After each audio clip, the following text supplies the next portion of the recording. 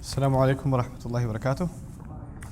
الحمد لله رب العالمين والصلاة والسلام على أشرف الأنبياء والمرسلين وعلى آله وصحبه أجمعين. ثم أما بعد فأعوذ بالله من الشيطان الرجيم. ووصينا الإنسان بوالديه حملته أمه وهنا على وهن وفصاله في عامين أن اشكر لي ولوالديك إلي المصير. رب اشرح لي صدري ويسر لي أمري واحلل عقدة من لساني يفقهوا قولي آمين يا رب العالمين. ثم أما بعد. So inshallah, my intention in this lecture is to do hopefully two things. At the very least, one thing. The essential thing that I wanted to cover with you today was a deeper look at the meaning of the Arabic word for mother, for and perhaps gain some insight from how the word is derived and what it comes from and what its implications are. I want to give you a little bit of background about that so that everybody's on the same page, inshallah. I have a particular approach to Quranic studies that is inspired by a number of scholars of the past, and that is that the words of the Quran, obviously they are sacred, and Allah chose this language to clarify or to deliver His most clear message. But this language was chosen for a reason, because this language is very rich. Among many reasons, one of them is that the language is very rich. And so the words that we are used to and we hear all the time, even they have a story behind them, and they have a lot of connotations to them. And when you understand all of those connotations, it gives you a deeper perspective on the way that word in particular is being used in Islam. Now those meanings themselves, they're not Islamic meanings. It doesn't mean that those are the meanings intended by Allah subhanahu wa ta'ala, because that's Allah's word itself. But what it does do, Allah did choose these words for a reason. And it's interesting that the Arabs, even before Islam, had certain wisdom and insight that Allah Azza wa Jal acknowledges in a sense in the Quran by choosing their language. Because you can never separate a language entirely from its culture. That's impossible. Languages and cultures go hand in hand. They're embedded with each other. So there are certain wisdoms and anecdotes of the Arabs that are actually retained not only in the Quran but in the prophetic tradition as well. So I'm going to start inshallah with some of the meanings of the word Now the Arabic language, some words when you look them up, it's not that much to look up. It's maybe a page or two of research and that's it. Then there are some other words that you look up and it's not an article or a page, it's literally kind of a book on its own. Like recently I was doing some digging into the word for love, al-hub, in Arabic, and that's a deep study. Every lexicon is 10 pages on just the word hub. And when I say 10 pages, it's not like your term paper is 10 pages that you write font size 16 triple spaced. That's not what I mean. I'm talking about font size 6, 10 pages. And that's each lexicon. So that's quite a bit of work. Similarly, is actually quite a bit of reading. The word not for those of you who don't know, is the Arabic word for mother. The root letters are Hamza and Mim, or Alif, Mim, as the classics called it. And I dug through a lot of lexicons and I broke down the meaning into several categories. So I'm going to go through these categories inshallah and then discuss at the end how this adds to the beauty and appreciation of our mothers. So the beginning. The first category you can call it is purpose and planning. The word or the root letters Hamza, Mim actually illustrate the meaning of purpose, al-qasd. So they say ammahu or ya'ummuhu amman idha qasadahu. In Arabic with a fatha, ammun is actually intention or purpose. Like we say in Arabic, mal maqsudu bihada, what is the meaning of that? What's the purpose of it? That is the meaning of And the Arabic expression falam ankul walam ajbun walakin yamamtu biha, I did not retreat and I wasn't a coward. I showed resolve, I was committed to my intention, I fulfilled my goal. So the idea of fulfilling your goal or fulfilling your purpose is also from And as I say these meanings, I want you to think about how that may be related to your mom. I want you to understand, like everything we're saying is not accidental. Like all the stuff that I chose for a reason. From within all the other tangents that you can go into, everything is tied together. And the first implication, for instance, here is my purpose and whatever I'm trying to accomplish doesn't go anywhere without my mom. And our mothers have a very clear, direct motive all the time. A mother has a clearer purpose than anybody else. A mother is constantly concerned with her child. Doesn't matter if the child turns 80. Her goal is still the well-being of her child. She never forgets that. المأموم أي هو على طريق ينبغي أن يقصد. It's also, is also used, the root is also used for a path that should be taken, for the road that should be taken. It's also, interestingly, for those of you who know, what's tayammum? Anybody know what tayammum is?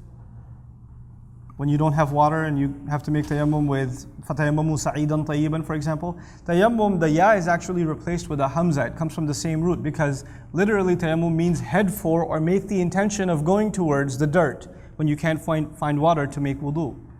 So to make intention for something and go towards something. So that was the first meaning. Then going forward from purpose, now when you have a purpose, you have a goal, you obviously have to plan. And actually, interestingly enough, the root letters also have several expressions of the Arabic language that have to do with planning. And so you have al-imam, not just the imam that leads us in prayer, but also the word imam means al-khaytu alladhi yumaddu ala al-bina fayubna alayhi wa yusawwa alayhi saqu al-bina. Back in the day, they did not have blueprints when they did architecture. They did not have architectural CAD drawings and all this other stuff. So how do they know that they're going to build this wall and it's going to be perfectly straight? They actually used to use strings. Like they take the string to the top and pull it to the bottom. Okay, that's a straight line. This is how we should make the beam. So they used to use these strings to make sure that the plan for the building is going to work. And they didn't have massive rulers or measuring sticks and all of that. So guess what they used again? They used strings. Okay, this is the width of the wall. This is how long the hall is going to be. This is how long that's going to be. So the means by which the plans are made is also called an imam.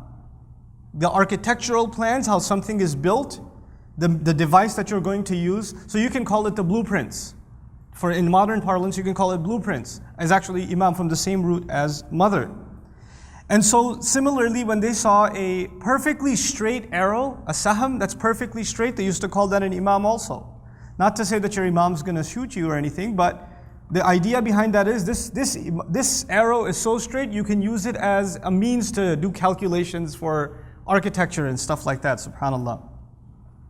Moving along, as actually the contractor, the builder, the architect, they didn't have rulers like I said, but they did have to have a khashaba, a plank of wood that they use as a standard. Like, you know, they just hold it up and say, okay, this is straight.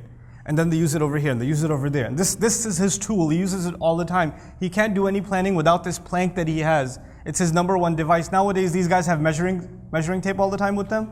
Contractors, right? That itself is also called an imam. Then I found a really interesting meaning, last part of this first section, which is purpose and planning.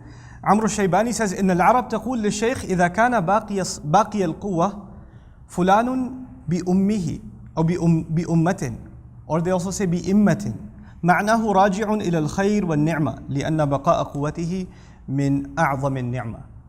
They say for an old man who's still doing work like he's a young man. Or you have an older gentleman who still comes to the masjid and he's in the first row every time. This man is on an imma, meaning this man's got a purpose. He didn't forget what his purpose is. And he's on a mission. Nowadays we say the phrase, he's on a mission. So when someone's on a mission and someone's they never lose sight of, they don't hide behind excuses and do what they're supposed to do, then that person is on an imma. So that was the first set of meanings from where we get the word mother. The second set of meanings have to do with leadership. It's going to be brief, inshallah. كل من ائتم به قوم كانوا على الصراط المستقيم وكانوا أو كانوا ضالين. This is actually, an imam can be used for anyone who others follow, whether they are right or wrong. So imams on the day of judgment, you know, يوم يدعو كل أناس بإمامهم. Every human being, all people are going to be called by their imams, because some imams led them to the right path and some imams led them to the wrong path. So in a sense, imam is also a leader, and that's the sense in which we use him for our masjid or our community. We have a'imma in our community. Similarly, the leaders of Quraysh were called a'immat al-kufr, the leaders of kufr, because they led other people. وَإِمَامُ كُلُّ شَيْءٍ قَيِّمُهُ وَالْمُصْلِحُ لَهُ. This is very important. An imam of anything, so interestingly, imam and come from the same origin. You must have picked that up. The imam of anything is someone who maintains something, keeps it going. Like if you take care of your car, in a sense, you're the imam of your car. Now I know in our language, we use the word imam in a very particular sense. So if you tell someone, I'm the imam of my car, they're not going to talk to you again and possibly refer you to a psychiatrist. But the original meaning, when someone takes care of something, someone takes care of a garden, someone takes care of a house, someone takes care of their belongings and things like that, or takes care of their animals, they were the imam of them. وَالْمُصْلِحْ لَهُ أَيْضًا, which means that they fix it when it goes bad. Someone who's always there to fix something when it goes bad is the imam of something. And again, that's the derivative, the original is still This is why we say the Quran is the imam of the Muslims. Or the Rasul ﷺ is the imam of the ummah. Or is the imam al-a'imma actually. The Quran is our imam because it is holding us up, it is keeping the guidance going, and it's also correcting us whenever we make a mistake, and that's the role that the Rasul of Allah plays also, sallallahu alayhi wasallam. Very interesting I found. Imam al-Ghulam, the imam of a boy, imam of the boy. They use it for when he is studying in school and all of the curriculum and the books that he has to finish, those books are called his imam, which actually ties the meanings of leadership because this is what he has to follow. He has to follow the books are leading him. That's also his purpose. His purpose is to read these books. Remember, previous thing was purpose and planning, and the next one is leadership. And all of those are captured in just casual speech of the Arabs. They'll say, oh, this boy, he's got a lot of, this is his imam. Meaning this is his plan for the next year. And this is the stuff he's got to study for the next year. Okay, now we get to the fun parts. The Arabs use the same root letters for for lots of things that have to do with life. Not just one aspect of life, a number of aspects of life. So I'll preface this by saying how life is lived, how well it is lived. If life is going well, it has to do with How life is shaped, meaning did you get good opportunity, did you not get good opportunity, were you short, were you tall, all of these things, how your life took shape, and the path you will take in life. The path that you will take in life. So all of these number of themes that have to do with life are part of the word Like wal-immatu al-hala. The word imma actually means the state of something. Like, kayfa haluk? How are you? In Old Arabic, you could actually say kayfa immatuk. How you doing? How's your situation? Al-hay'a, the shape of something. Like if a building is beautiful in its shape, they'll say al-binayatu husnul imma. This building has beautiful imma, it's beautiful shape. Because it's constructed beautifully, it's got nice architecture, nice facade, etc. Imma and ummah are also used, interestingly, in the Quran and in Arabic for shari'ah, which means the law, for sharia. It's also used for our religion, Al-Deen, wa tariqa, the lifestyle. So our religion, which obviously dictates the path in our life, this is all tied together. The way, the lifestyle we choose, the laws and regulations that we follow, all of them have to do with the word And so the word dictates not just who you will become, but what kind of life you will lead. All of that is captured within it. And similarly in the Quran we find إِنَّا وَجَدْنَا آبَاءَنَا عَلَى أُمَّةٍ وَهِيَ مِثْلُ السُنَّةِ فِي الْآيَةِ. The people said we found our ancestors committed to an ummah. What that means is we found our ancestors committed to a legacy, a religion, a way of life, a lifestyle. We found them doing things a certain way, and that way of doing things itself is called imma. Which is why the poet says someone who has purpose in life and has a good life, and someone who has religion in life, which gives him purpose, and someone who doesn't have those things cannot be equal. So the poet says, وَهَلْ يَسْتَوِي ذُو أُمَّةٍ وَكَفُورٍ. Is someone who has an ummah and someone who's a disbeliever, can they be the same? So he didn't say believer and disbeliever. The poet says the one with an ummah and the one without an ummah. So we think of ummah as nation. I'll get to that a little bit later. But ummah's original meaning actually has to do with lifestyle, religion, deen, sharia, these implications. Then, the word and ummah. Literally mother, but ummah also. They say غَضَارَةُ الْعَيْشِ وَالنِّعْمَ وَالْمُلْكِ. When you are living it up in life, when you have a lot of luxury in life, comfort in life, then you are a person that has a lot of ummah or Dhu ummin doesn't just mean someone who has a mother, actually means someone who has a good life. Someone who has luxury, someone who has comfort. Someone who has been given a lot of conveniences in life. That is someone who has an Al-ummatu al-aishur rakhi. Ummah also, this, by the way, the word we call it mother, and when we put a ta marbuta on it, we call it ummah, becomes nation. But originally, even mother was called ummatun. It was actually ummatun and abatun. What do you think abatun means? Father. They both used to have a ta marbuta, and that was ta marbuta was used out of love. But due to the excess usage, it just became But the original word is actually ummah, even for mother. So, al-aishur rakhi. So they say in Arabic, huwa fi immatin min al-aish. Man, that guy's got a good life. Their way of saying that guy's got a good life, he lives it up because he is in an imma of a life. That's their way of saying he's got a really good life. If you can't fill in the blanks yourself, I'll help you fill them in. The implication here is a good life is a byproduct of a mother. A good life is to have a mother in your life. A good life is a source. The source of it is your mother. The word imma or or imam also means guide.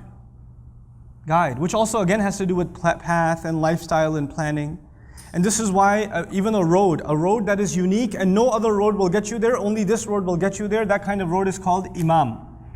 The road is also called imam. The Quran says, وَإِنَّهُمَا لَبِإِمَامٍ مُبِينٍ. The nations of Ashabul Aika and the nation of Lut, alayhim salam, they were destroyed and their ruins were in the Arab lands. So when the Arabs used to travel, they used to pass by those ruins. But there was only one major road that would get you there, and they had to travel a lot on that road because of trade reasons. So that road became imam. A road that is used a lot and nothing else can replace it. Two qualities.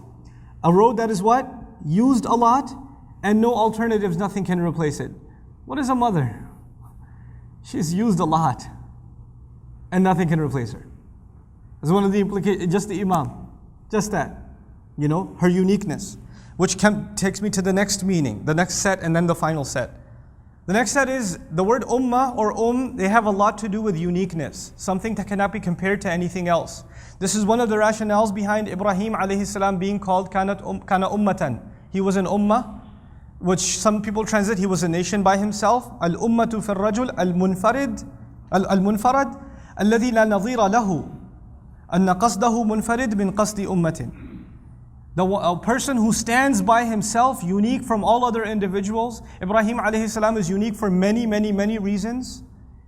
Starting with not just his character and his faith, but also the kinds of trials that he went through. There are a number of things that make Ibrahim alayhi salam very unique. Also in the things that Allah asked of him that He does not ask of us, like jumping into a fire, He does not ask of us, or attempting to slaughter your own child, He does not ask of us. He doesn't ask us these things, but He asked those things of Ibrahim alayhi salam. He didn't ask typical prophets to go and break idols. He didn't tell Rasul sallallahu alaihi wasallam to go into Mecca and destroy idols. He told that to who? To Ibrahim alayhi salam. So there are a number of things that are unique about Ibrahim alayhi salam, which also qualify for the word ummah for him. So someone who's incomparable, there's no other like it. And that again goes back to our mothers. Ummah is also a unique period of time. An unusual period of time. So بَعْدَ أُمَّةٍ in the Quran, وَلَئِنْ أَخَّرْنَا عَنْهُمُ الْعَذَابَ إِلَىٰ أُمَّةٍ مَعْدُودَةٍ. If we were to delay their punishment until an ummah. Ummah ma'duda is translated until a limited time. But why ummah for time? Because ummah is a unique, unusual, unexpected kind of time. The idea is these people deserve punishment right now. Even a second more is unusual for them.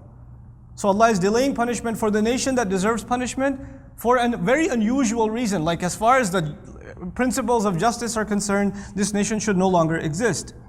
Then al-ummah, an unusual kind of governance or kingship. And they say also, check this out, ummah is also used for unique personality. Unique individual personality. They say ummatul rajul, qamatuhu, shakhsiyatuhu, wajhuhu, the face of a person, their physical makeup, their personality makeup is their ummah. Meaning everything from your face to your build, your stature, to the way you carry yourself and the way you speak, all of it is actually from your Your entire being is actually from your It's sourced there, subhanallah. So our entire personality is attributed to them. And al-ummah, interestingly, I can't believe I found this, but al-ummah al-ta'a. Ummah also, or also means obedience. You figure out why that's important. Then or amam, actually, amam. أَخَذْتُ ذَلِكَ مِنْ أَمَمٍ. Interestingly, something that is unusually easy to access. Something that is so close, you're surprised it's so close. Why is this so close to me? My house is really easy to get to. فَبَيْتِي بِأَمَمٍ, they say. My house is very easy to get to. It's really accessible. A person you can talk to anytime is a man dhu amam. I can talk to him anytime, he's accessible anytime. Now you figure out, subhanallah, our mothers, no one easier to talk to than your mother. No one easier to access than your mother. Someone who's always available to you, even though you and I are not always available to them. Then the last part. So, by the way, just as a quick review, what was the first thing? It was purpose. It was purpose. The second thing was lifestyle and how one lives their life. Then we talked a little bit about what? You remind me. Huh?